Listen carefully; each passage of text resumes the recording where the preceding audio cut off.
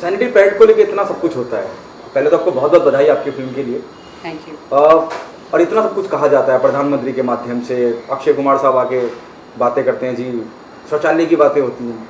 Basic बात कोई नहीं करता, चाहे वो महिलाओं की हो या किसी और वर्ग की हो, कि जब खाने को मिलेगा तो ही आगे कुछ अपने बारे में सोचा जाए। ये पूरा idea, how do you started working on this idea, ये कैसे जहन में आया? खास करके जब मैं मुंबई शहर की बात करता हूँ, हर दूसरे चौराहे पे, लिंकिंग रोड जैसा पॉश इलाका, लेकिन रात के वक्त आप निकल जाइए, कोई आपको महिला कहीं अपने बच्चे को लेके बैठी होगी या लेटी होगी, यहाँ कहीं इस कश्मकश में होगी कि कहाँ रुकूँ या कहाँ सोऊं। Tell me how this whole journey of your short film happened. देखिए, हम लोग सैनिटरी पैड की तो बात कर रहे हैं, हम लोग मानसिक धर्म की बात कर रहे हैं, लेकिन क्या होता है जब ये भिखारी महिला या होमलेस महिला, हम जिसको भी कहें,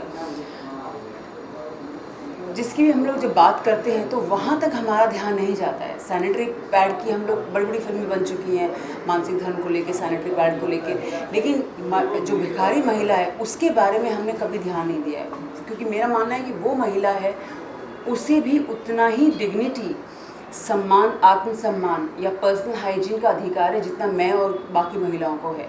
तो उसके बारे में हमने कभी नहीं सोचा है। तो मैं यही सोचती थी कि जब ये महिलाओं को मैं देखती थी सड़क पे सोते हुए, बैठे हुए, भीख मांगते हुए, तो मेरे दिमाग में यही आता था कि ये उन दिनों क्या करती होंगी, मतलब ये कहाँ पर बदलती होंगी कपड़ा, कहाँ पर नहाती होंगी, कहाँ पर ये क्या करती होंगी, ये कैसे करती हैं। जब इनको दर्द होता है तो ये क्या इलाज करती हैं अपना, इनके पास जब रोटी नहीं है खाने को तो वो बाकी चीज़ें कैसे हैंडल करती होंगी। तो that I was very curious about all these things, और मुझे बहुत ही तकलीफ़ भी होती थी। तो यही बस ये तकलीफ़ ने इस फिल्म को जन्म दिया है। आपने खुद प्रोड्यूस भी किया, उसको डायरेक्ट भी किया, अपने लोगों से आके मुलाकात भी करी, वो कैसा रहा और क्या जहन में था, क्या चेहरा दिखाने की कोशिश है? हालांकि इतना ज़्यादा कई जगह पे सम्मानित हुई है फिल्म, क्या आपको लगा था कि यहाँ तक जाएगी ये बात, मतलब यहाँ तक लोग इतना सराहेंगे, इतना प्यार देंगे?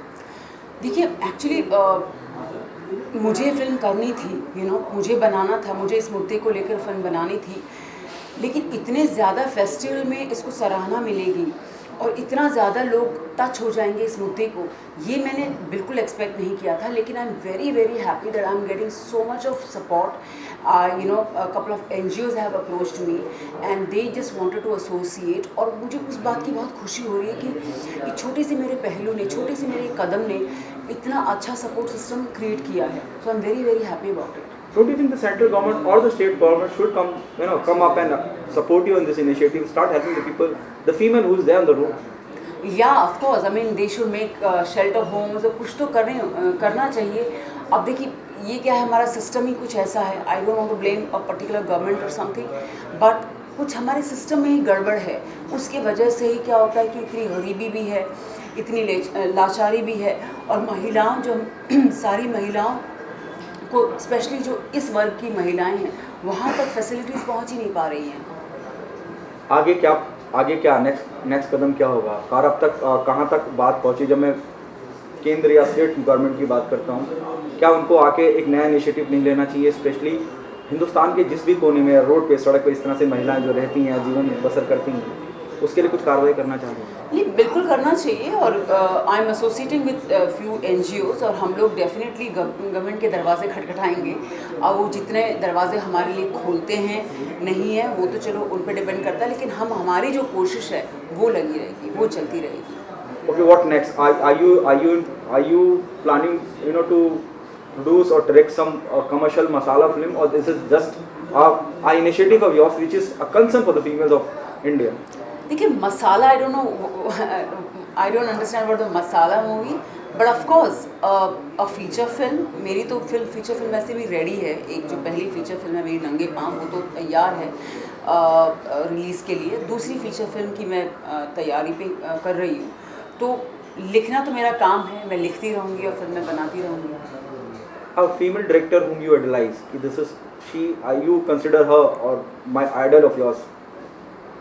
there are Meghna Gulzar. There are a lot of directors in India. We have, and it's fantastic. From Gauri Shinde to Meghna Gulzar to Zoya Akhtar.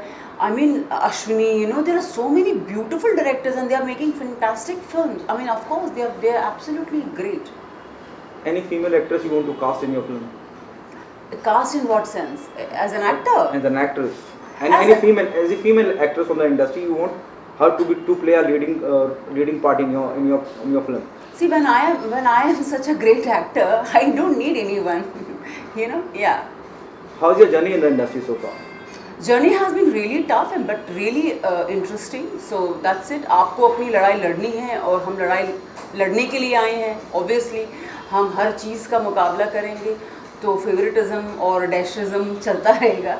उसका कोई भी हर इंडस्ट्री में होता है, फेवरेटिज्म का हो या नेपोटिज्म का हो, हर इंडस्ट्री में है. ये चलता रहेगा, कभी ख़त्म नहीं होगा. मुझे नहीं लगता कभी ख़त्म होगा. लेकिन जो हम बाहर से आते हैं, जो पहली जनरेशन है, उन्हें हमेशा लड़ाई करनी पड़ती है. चाहे वो कपूर जनरेशन हो या कुछ और खान जनरेशन हो, पहली जो जनरेशन है उसको लड़ाई करनी ही पड़ती है. And that's it. So you have to just accept it and fight it. Do you think nepotism exists? 100% हर इंडस्ट्री में एग्जिस्ट करता है. एक फिल्म इंडस्ट्री में नहीं, हर इंडस्ट्री में एग्जिस्ट करता है. पॉलिटिक्स में देखिए ना आप, मतलब Have you ever faced anything in Bollywood, in Hindi film industry? every day we are facing it. Every single day, every single moment we are facing it. Any role which is just supposed to be done by you, pass it to somebody else because she has so-called references? I will not talk about some role or something right now, but every day we face it. I mean, yeah, यही film अगर एक suppose एक बहुत बड़े producer की बेटी बनाती या बहुत बड़े डायरेक्टर की बेटी या बीवी बनाती, तो ये फिल्म तो पता नहीं क्या माशाल्लाह क्या बन जाती ना. अब मैंने बनाई है तो फिर मुझे इसके लिए बोलना पड़ रहा है, राइट?